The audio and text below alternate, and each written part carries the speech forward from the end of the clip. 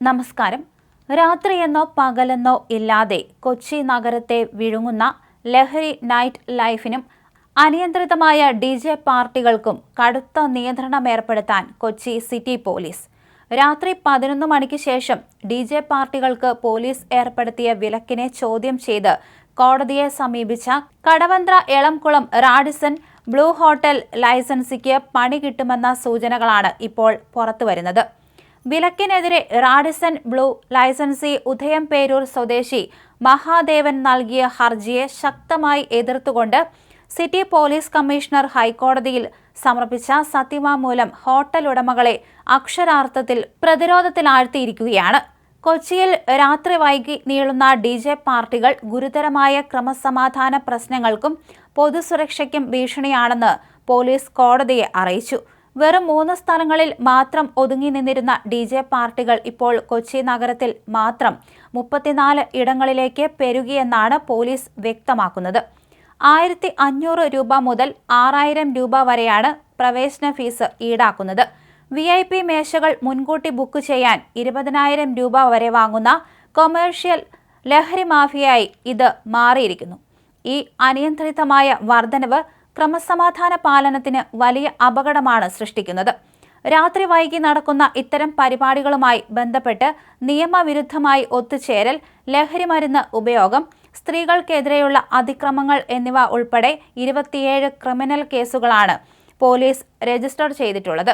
Licence പ്രകാരമുള്ള മദ്യവിൽപ്പനയ്ക്ക് തങ്ങൾ എതിരല്ലെന്നും എന്നാൽ ഇതിന്റെ പേരിൽ ക്രമസമാധാന പ്രശ്നങ്ങൾ ഉണ്ടായാൽ നിയമപരമായി ഇടപെടുമെന്നും പോലീസ് വ്യക്തമാക്കുകയും ചെയ്തു.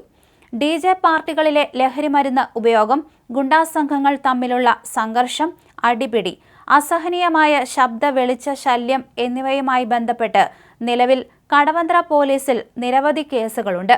ലഹരിമൂത്ത് പാർട്ടിക്കെത്തുന്നവർ ഹോട്ടലുകളിലെ ഫർണിച്ചറുകൾ ഉൾപ്പെടെ തല്ലി തകർക്കുന്ന സംഭവങ്ങളും പതിവാണ്. മറ്റ് പലയിടങ്ങളിലും ഇത്തരം DJ പാർട്ടികളുടെ മറവിൽ അതീവ രഹസ്യമായി റേവ് പാർട്ടികൾ നടക്കുന്നതായി രഹസ്യാന്വേഷണ റിപ്പോർട്ടുകളുണ്ടെന്നും പോലീസ് കോടതിയെ ധരിപ്പിച്ചു.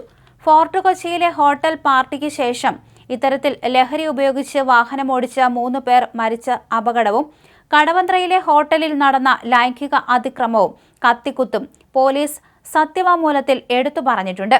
ഗോവയിലെ നൈറ്റ് ക്ലബിന് തീപിടിച്ച് 25 പേർ മരിച്ച ദാരുണ സംഭവം ചൂണ്ടിക്കാണിച്ചാണ് സുരക്ഷാ മാനദണ്ഡങ്ങളുടെ ലംഘനം പോലീസ് കോടതിയിൽ വിശദീകരിച്ചത്.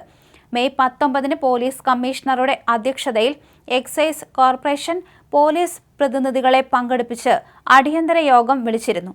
ഇതിന്റെ അടിസ്ഥാനത്തിലാണ് നഗരത്തിൽ ഏകീകൃതമായ നിയന്ത്രണം ഏർപ്പെടുത്താൻ തീരുമാനിച്ചത്. എന്നാൽ തങ്ങൾ പഞ്ചനക്ഷത്ര ഹോട്ടലാണെന്നും പുലർച്ചെ 3 മണിവരെ മദ്യവിൽപ്പന നടത്താൻ എക്സൈസ് ലൈസൻസ് ഉണ്ടെന്നും ചൂണ്ടിക്കാണിച്ചാണ് റാഡിസൺ ബ്ലൂ ഉടമകൾ കോടതിയെ സമീപിച്ചത്. എക്സൈസ് ലൈസൻസ് ഉണ്ടെന്നു കരുതി ക്രമസമാധാനം തകർക്കാൻ അനുവദിക്കില്ലെന്ന ഉറച്ച നിലപാടിലാണ് പോലീസ്. ജസ്റ്റിസ് മുരളി പുരുഷോത്തമൻ ഹർജി വിശദമായ വാദത്തിനായി 13-ാം തീയതിയിലേക്ക് മാറ്റിയിരിക്കുകയാണ്. കൊച്ചി പോലീസിന്റെ ശക്തമായ തെളിവുകൾക്ക് മുന്നിൽ റാഡിസൺ ബ്ലൂ ഹോട്ടൽ ലൈസൻസിയുടെ ഈ നിയമ പോരാട്ടം പാളുമെന്നാണ് വിലയിരുത്തൽ.